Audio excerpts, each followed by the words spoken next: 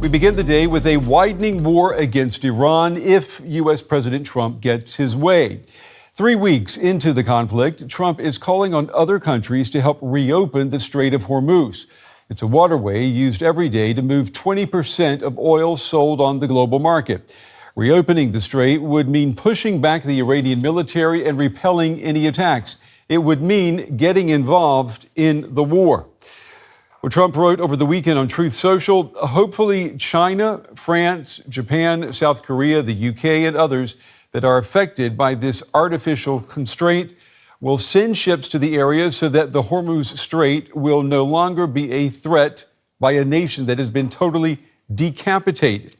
Well, Trump has called on NATO to join and has warned that the alliance will face a very bad future if it refuses.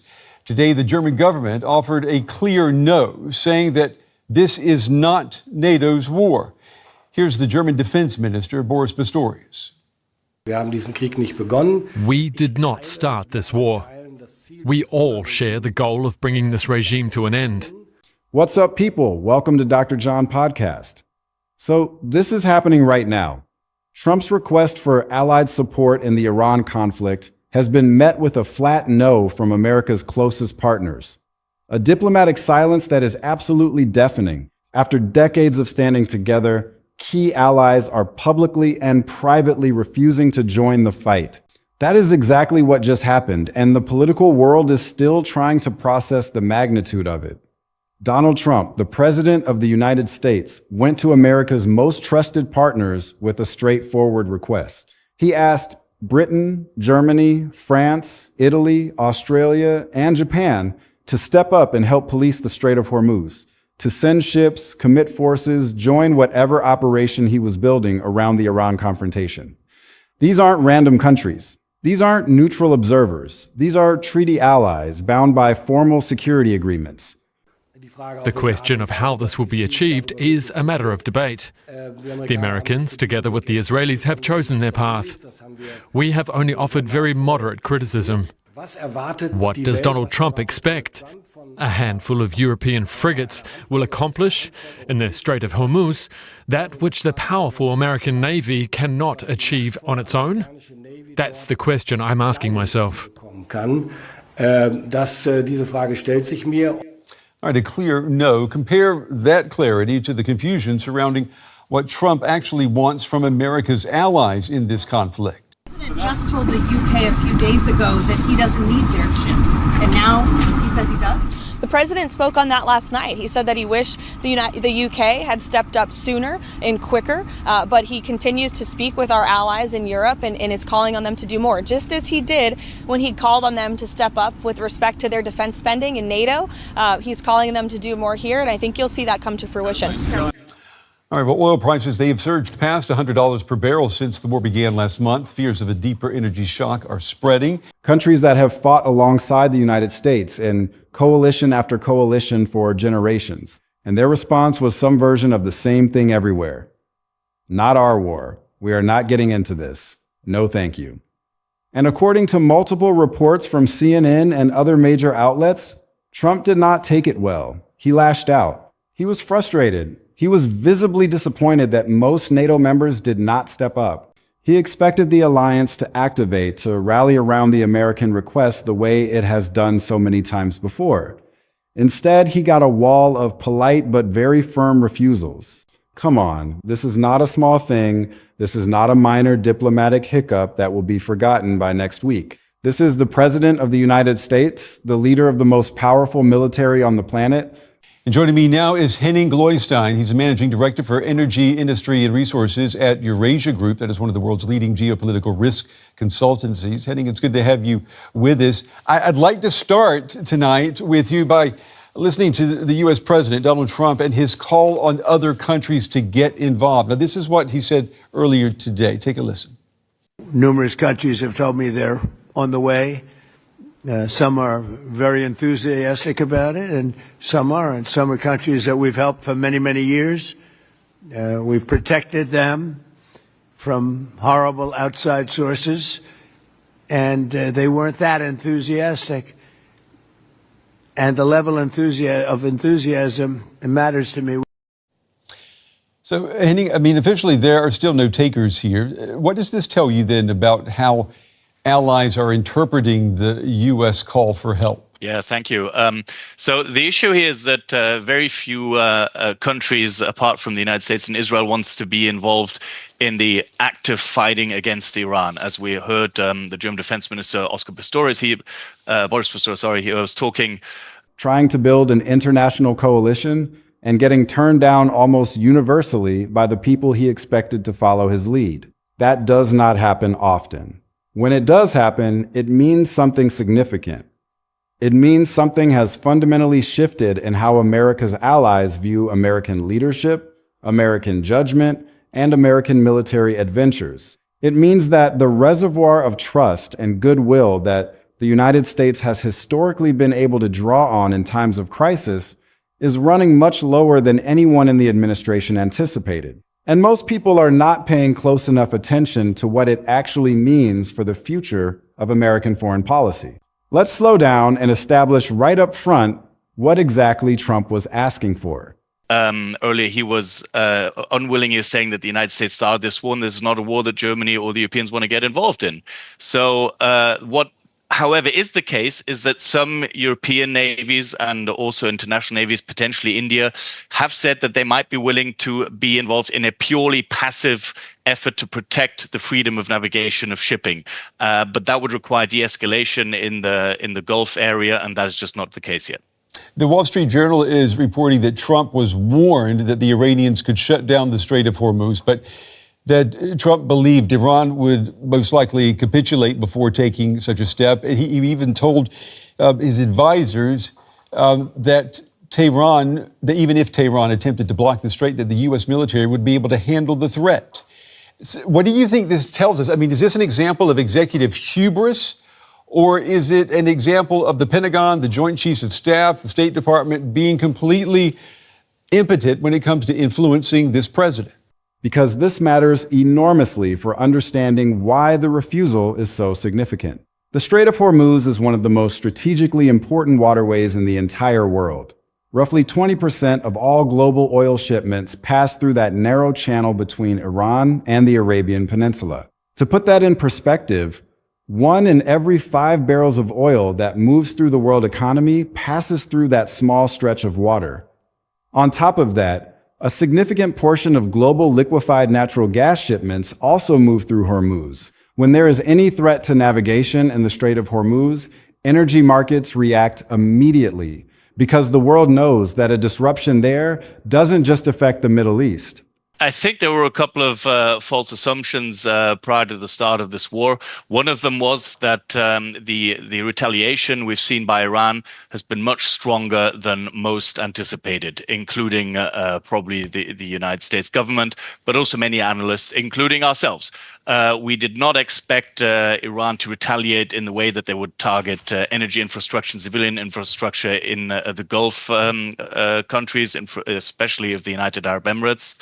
And we did not fully expect them to fully target shipping and energy infrastructure in the region. They have done that. They've done that with minimum effort, it has to be said. Mm-hmm. The Strait of Hormuz is not officially actually closed. It's just Iran threatening attacks on tankers, and they have conducted a few attacks, but they haven't attacked every ship passing through the Strait of Hormuz. So we'll have to wait and see whether the United States and other navies can force it open. But at this stage, it's mostly the retaliatory function of Iran that has probably surprised the most. Well, Henny, how did this catch you off guard? I mean, as an outsider, it seems that would be Iran's biggest leverage, right? Is to shut down the Strait of Hormuz, or to attack a couple of ships going through and then spook the entire global economy. It affects oil prices globally. It affects fuel costs everywhere. It affects supply chains across continents. It affects inflation in every economy on the planet that runs on energy, which is basically all of them. This isn't a regional concern wearing global clothes. This is a genuinely global vulnerability sitting at the center of the Iran conflict. So when the Iran conflict reached the point where Hormuz navigation became a live concern, when American ships were operating in the vicinity and tensions were high, Trump's instinct was to build a coalition of allied naval power to keep that waterway open and secure. That instinct on its own is not unreasonable. Securing global shipping lanes is exactly the kind of thing that alliances are supposed to do. It's the kind of shared burden that NATO was designed to handle. The problem, the very large problem that everyone seems to be dancing around, is that the allies he called on to join that coalition looked at the entire situation and made a clear-eyed calculation. They calculated that this is not a defensive operation. This is a war that the United States chose. A confrontation, the United States drove. An escalation, the United States pursued unilaterally. And signing on to help manage the consequences would make them participants in something they had no part in starting and no voice in shaping. So they said no. Here's what makes this snub particularly significant and what elevates it well beyond a one-week diplomatic news story. It is not just that the Allies said no this time. It is what the no reveals about the state of American diplomatic leverage right now and about how the administration's approach to alliances has been received over time. For decades, when America called and asked for coalition partners, the answer was usually yes. Not always enthusiastically, not always immediately, but the machinery of alliance worked. Countries stepped up, they contributed forces. They shared the burden. The relationship was built on reciprocity and trust and the understanding that America would be there for them too. That mattered. It created a dynamic where allies felt obligated to reciprocate because they knew the United States would have their backs when they needed help. That machinery is not working the same way right now. And the near universal refusal over Hormuz is the clearest and most public evidence yet of just how much has changed.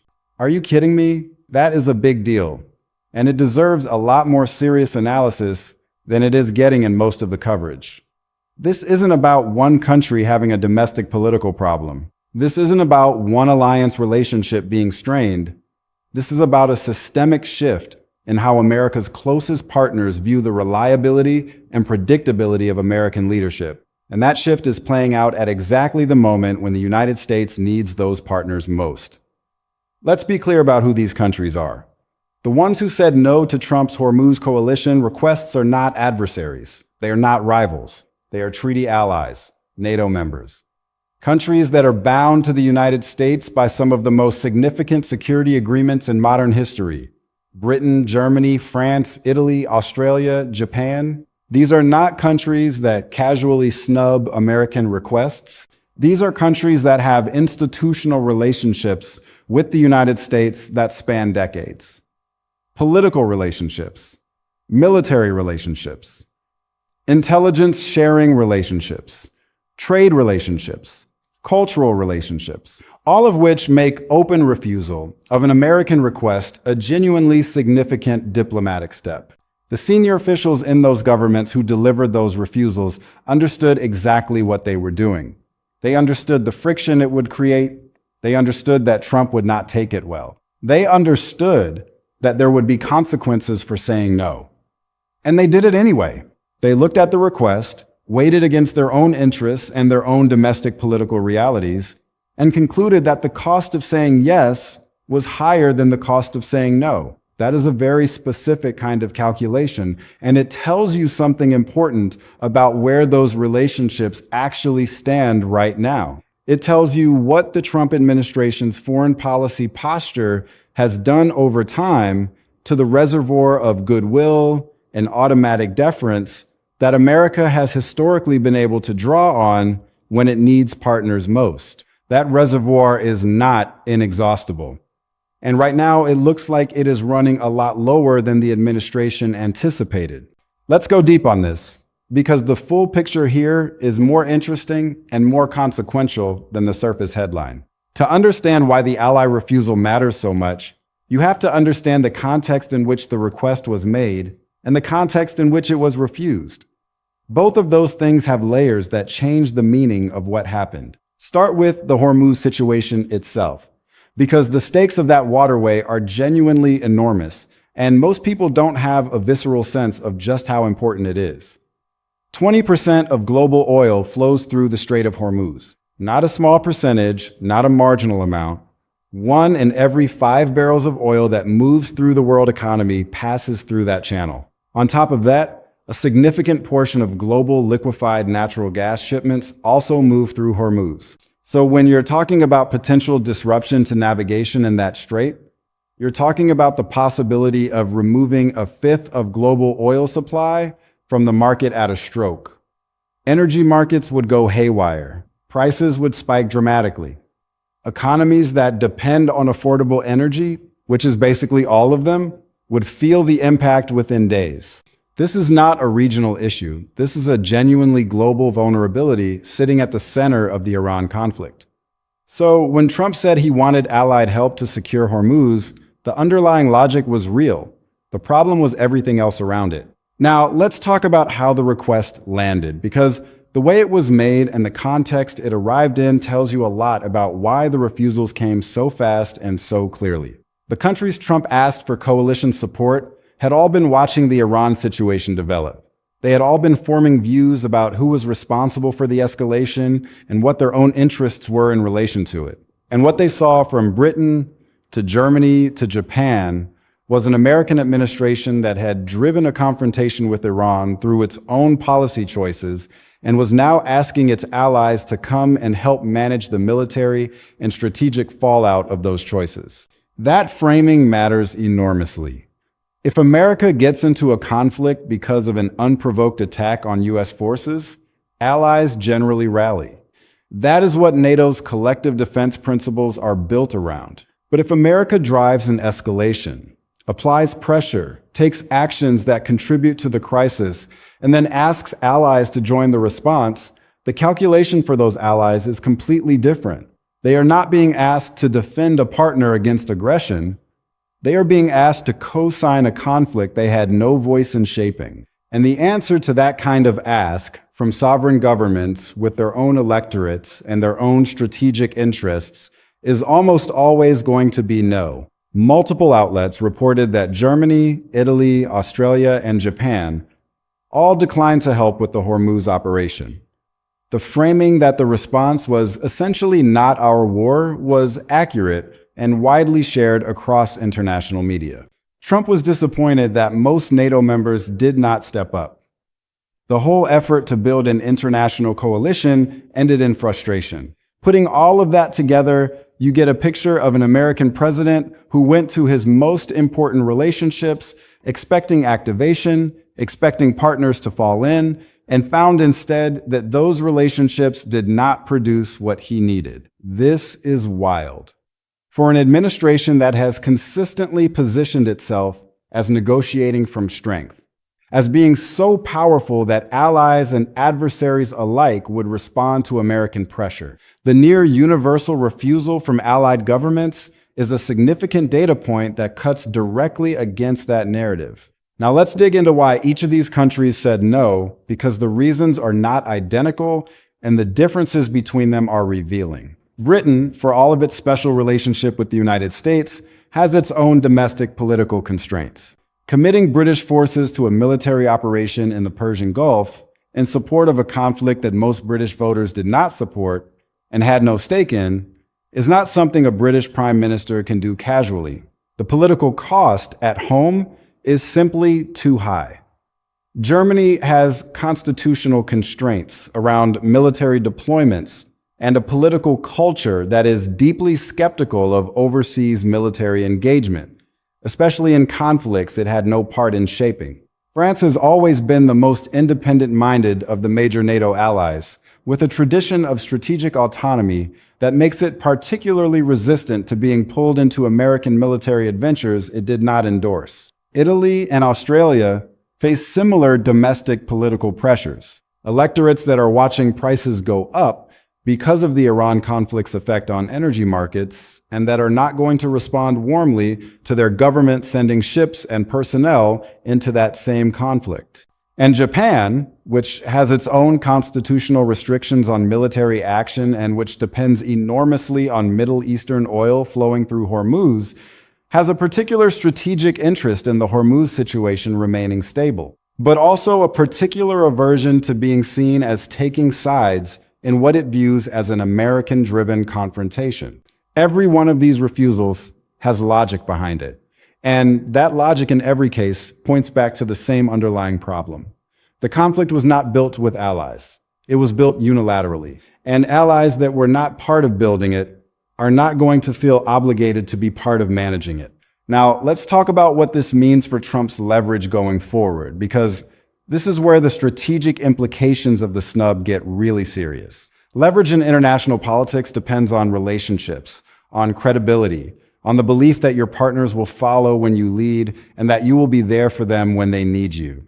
The Iran situation has been testing all of those elements simultaneously. Trump's pressure tactics, the tariffs, the threats, the ultimatums have worked to varying degrees with some audiences, but foreign governments are not domestic political audiences.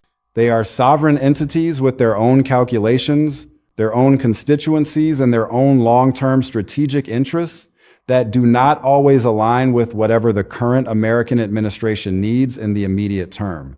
And when those governments look at the scoreboard of how the Trump administration has treated alliance relationships, the tariff fights with European allies, the disputes over NATO spending, the signals that America's commitments are conditional rather than reliable, they factor all of that into their willingness to show up when asked. The refusal over Hormuz is not just about Hormuz. It is about cumulative accounting of the relationship.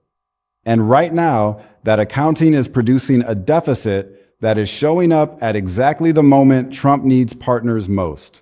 Let me add one more dimension here, because I think the domestic political consequences of this snub are not being discussed enough.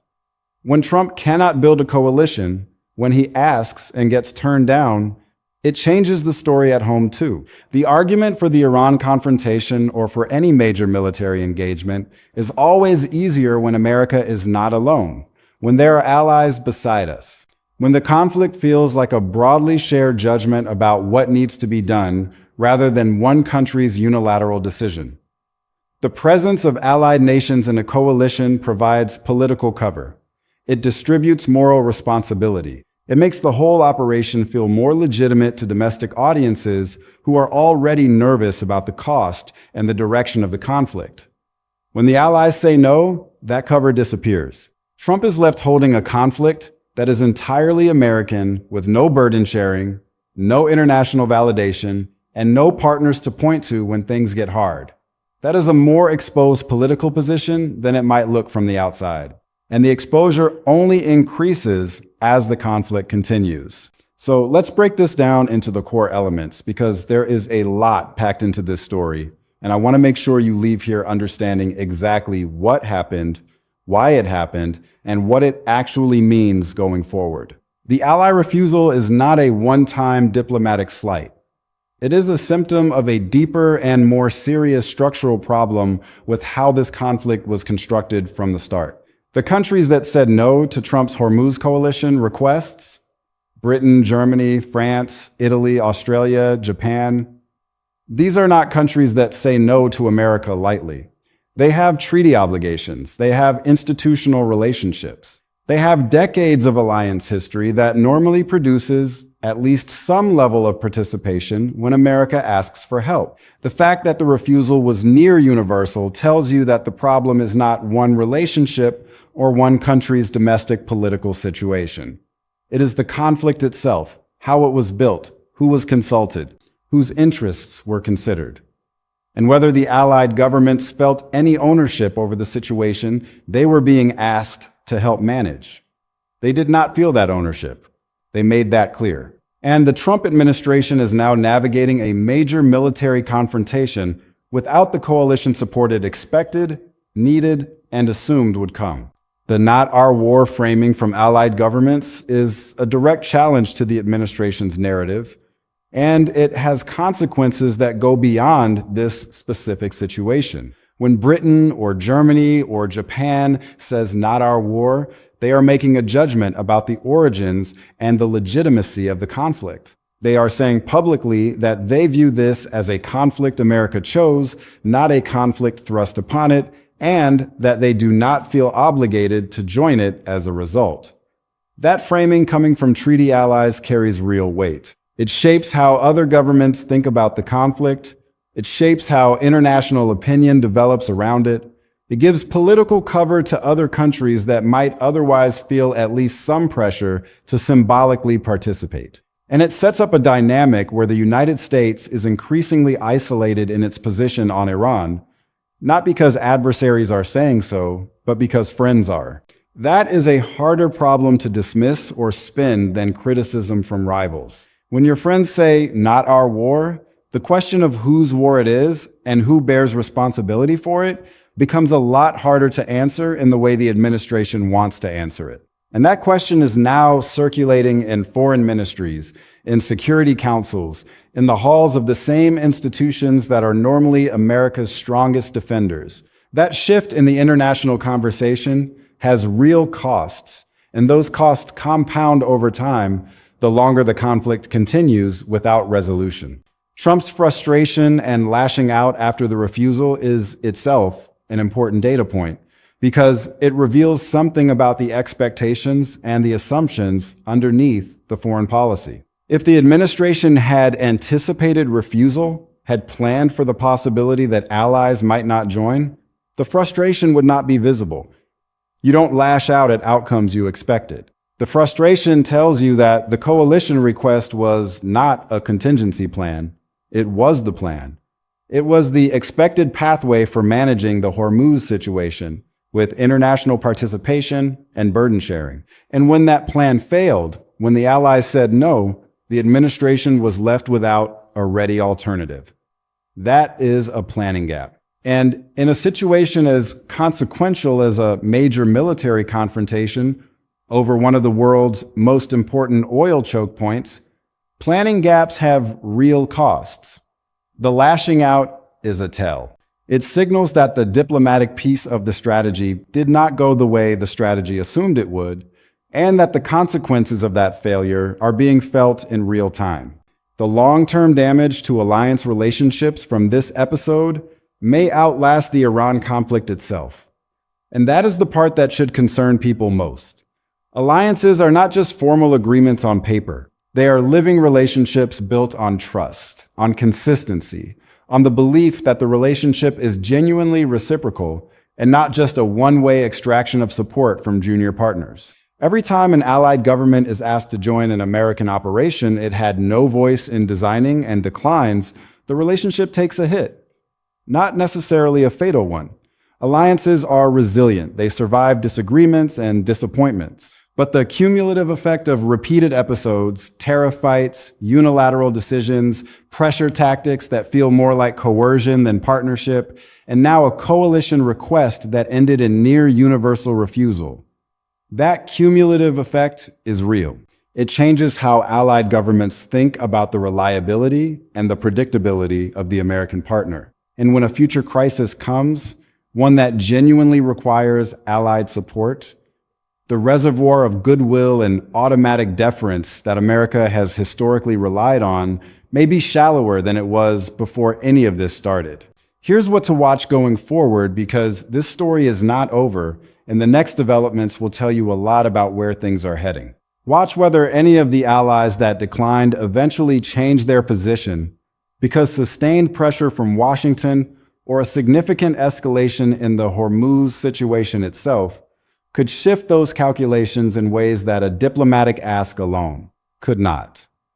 A change of position after a public refusal would be significant and would tell you something about what kind of leverage or circumstances worked where the initial request did not. Watch whether the United States tries to build a coalition from a different set of partners. Gulf states, other regional actors as a substitute for the NATO allies who declined.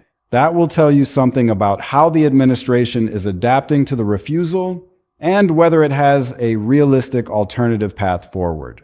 Watch whether the Hormuz situation itself worsens in ways that force the issue back onto every ally's table, because an actual major disruption to oil flows through the strait would change everyone's calculation very quickly, including the allies who said no. When your own fuel prices start spiking because of a disruption in a waterway you decline to help secure, the political arithmetic at home changes fast. Watch the domestic political conversation about the cost of going it alone, because an extended conflict with no coalition partners, no burden sharing, and no international validation is a significantly heavier political lift than one that carries allied support. That weight accumulates and it will be felt. What we know right now, what is documented and reported and confirmed across multiple outlets, is this. Trump attempted to build an international coalition to help police the Strait of Hormuz in the context of the Iran conflict. The response from allied governments, including Britain, Germany, France, Italy, Australia, and Japan, was near universal refusal. The framing from those governments was essentially not our war. Trump was frustrated and lashed out at what he viewed as a failure of allied commitment. And the United States is now managing a confrontation over one of the world's most strategically important waterways, without the coalition support it sought, and without the diplomatic validation that coalition participation would have provided. That is where things stand. And the implications for the conflict, for American alliances, and for the political story at home are going to keep developing in ways that make this one of the most important and most undercovered stories of this entire period. The snub already happened. The question now is what it produces. Stay close and stay informed, because the next chapter of this is going to move fast. Speaking of what comes next, wait until you hear how the domestic conversation is already shifting as the real cost of going it alone starts showing up in ways that are very difficult to ignore or explain away.